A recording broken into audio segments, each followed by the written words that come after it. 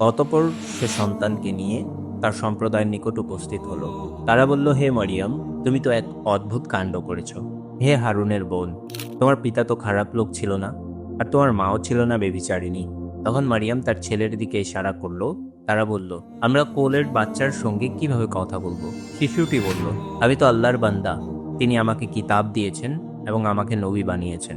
আমি যেখানেই থাকি না কেন, তিনি আমাকে বরকতময় করেছেন আর আমাকে নামাজ ও জাকাতের হুকুম দিয়েছেন যতদিন আমি জীবিত থাকি, আর আমাকে মায়ের প্রতি অনুগত করেছেন এবং তিনি আমাকে অহংকারী অবাধ্য করেননি। শান্তি আমার উপর, যেদিন আমি জন্মেছি এবং যেদিন আমি মারা যাব, আর যেদিন আমাকে জীবিত অবস্থায় উঠানো হবে। এই হচ্ছে মারিয়াম পুত্র ঈসা।